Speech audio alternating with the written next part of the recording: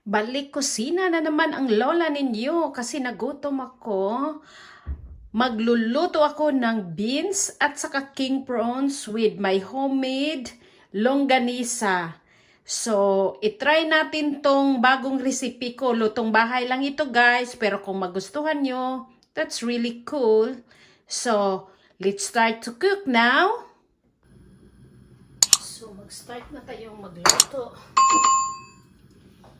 Ito ang ginagamit ko lagi o stir fry oil. Ubos na. Uy, naubos na pala. I need more oil, so I will use this oil. Basically, I used to have the stir fry oil, pero no choice. Ito na lang. Naubusan na kasi.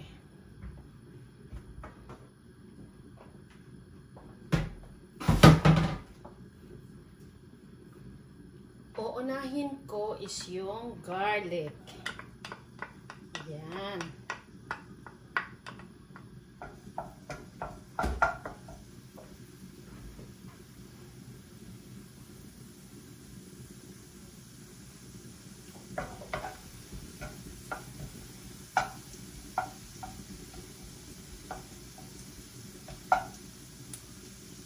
Tapos, lulutuin mo na siya ng 5 seconds.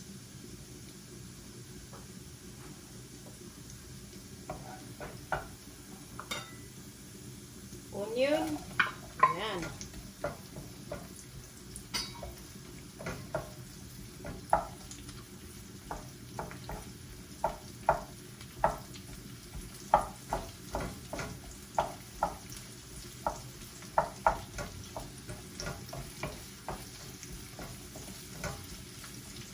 Antayin maluto.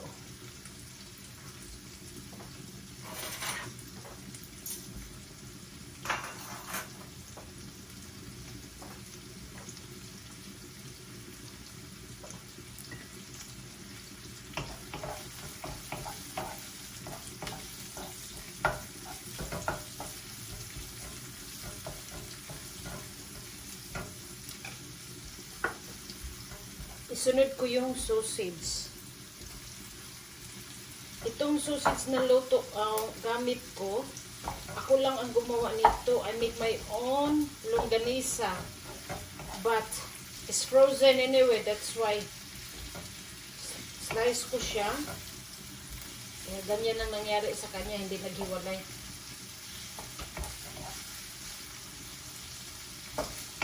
Because we got run out of pork, so I decided to use the longganisa. Naghiwalay din to mamaya. Naghiwalay.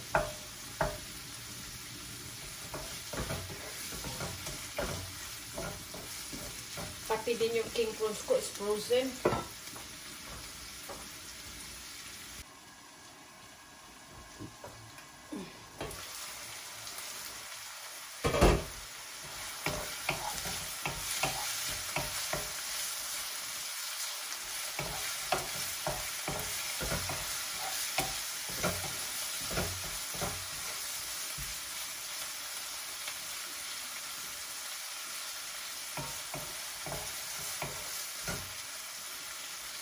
At ito yung kamatis. My tomato is came from my garden.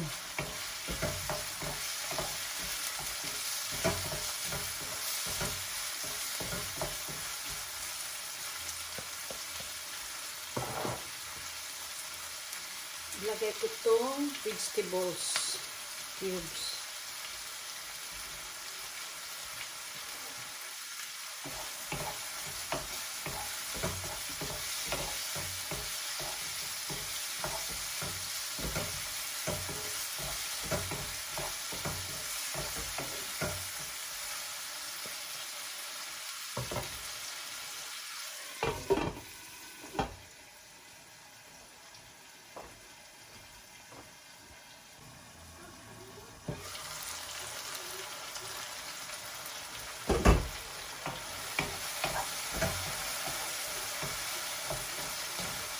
carrots.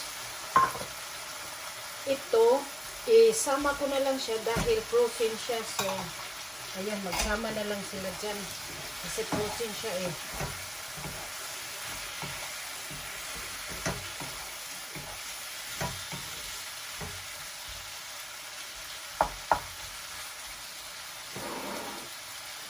Lagay ko na din ito, beans.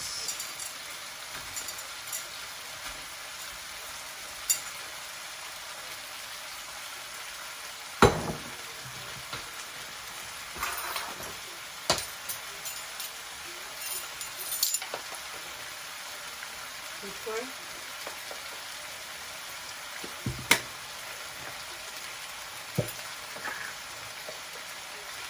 Dry herbs.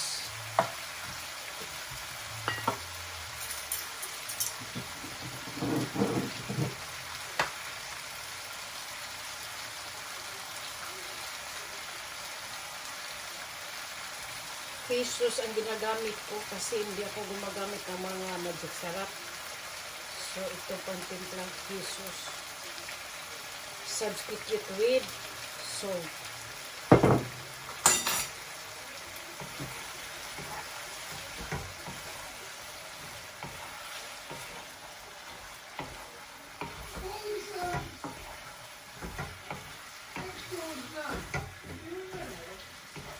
Who's next door? Mings? Is it Mings? Is it Mings? This one, the Indian one. I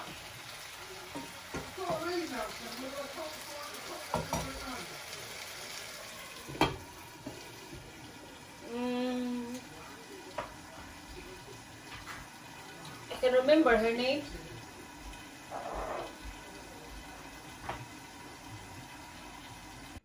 Ayan, ready to serve na.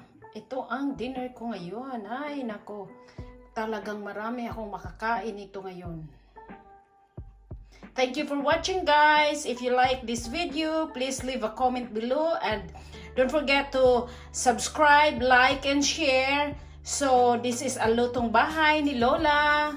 Thank you for watching.